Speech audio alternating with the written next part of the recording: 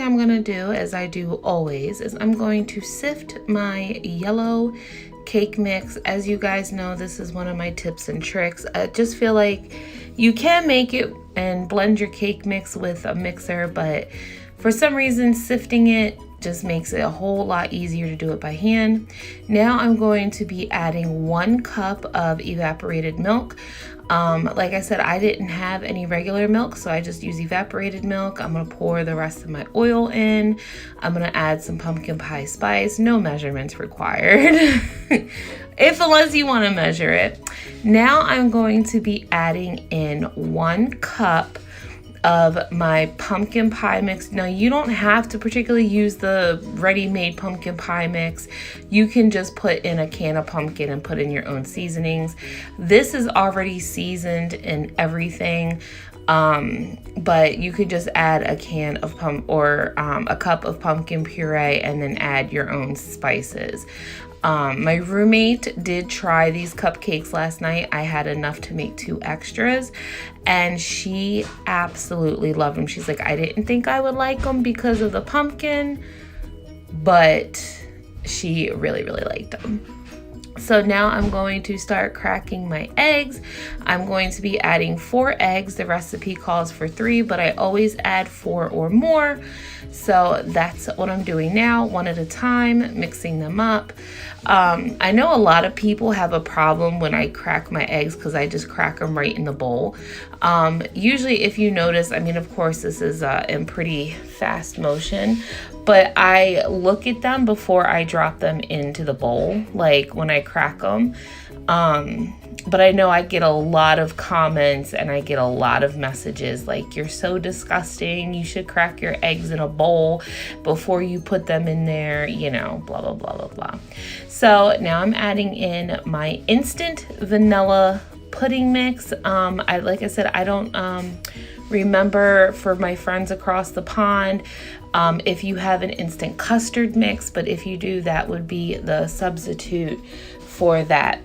Now, because there's like pumpkin and stuff in here, it's not as thick as it normally would be, but it's still super good. So now I'm doing 2 scoops in each cupcake liner and just separating them, and you're gonna watch this and fast forward. You can also put them in cake pans, but I'm making cupcakes.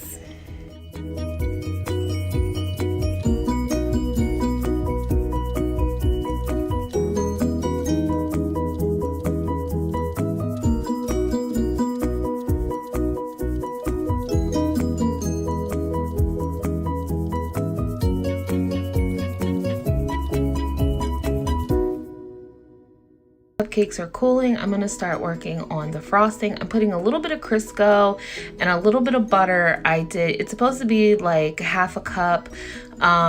So I did a partial portion of the Crisco just to make sure it firms up because I have soft butter or margarine, and now I added my 1 block, 8 ounces of cream cheese. The rest of that pumpkin mix, I just put very little, as you see, like 2 tablespoons. Let that whip up. Don't forget to scrape your bowl. Let that stuff mix up for you. It was very warm in my kitchen because I did have to make dinner and stuff as well. So it seemed like it was very soft, but then once it cooled down, it stiffened right up. Now I'm adding, of course, my powdered sugar. I'm sifting it.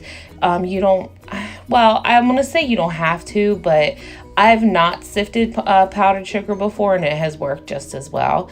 Like I said, just keep adding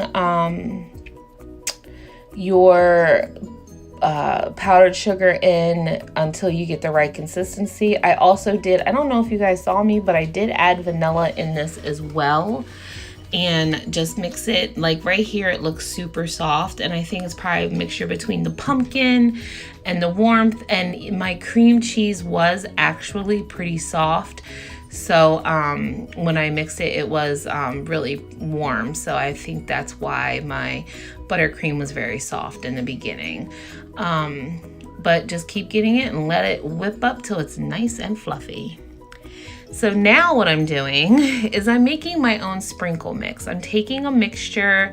I'm using some of the golds and the I think those are the chocolate sprinkles. Yes, those are the chocolate sprinkles, the leaves, and I'm just using, like I said, a wide variety of like fall-y type colors. I'm using the red and the orange sprinkle mix in here. I wish I had more of a yellow, but I actually like the way that the look of the sprinkles came out.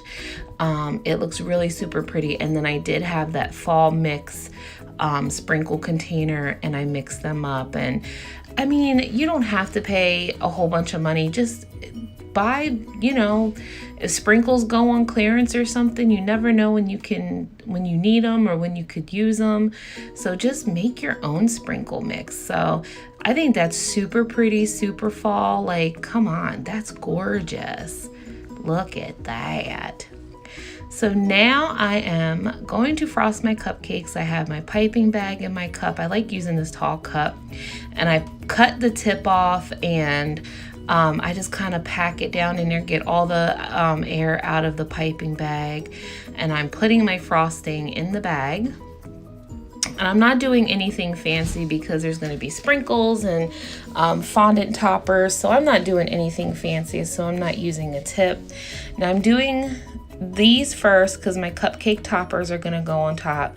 Like I said, nothing super fancy, just basically a circle, because once you put the cupcake topper on, it squishes down anyway. So then when I get ready to do the ones for my sprinkles, which are these, I'm just doing one ring first. And then you can't see, and I didn't realize that you couldn't see, I'm dipping them in my little container, and then I'm putting a little swirly in the middle. And that's just where my sprinkles are gonna go, because I want you to see the color of the frosting. I want you to see the little specks of pumpkin pie spice, and I just want you to really see the frosting. But what I am gonna do, just to kind of top it off, I have these pumpkin sprinkles, and I'm gonna put a pumpkin sprinkle and 2 little leaves just to kind of finish it off.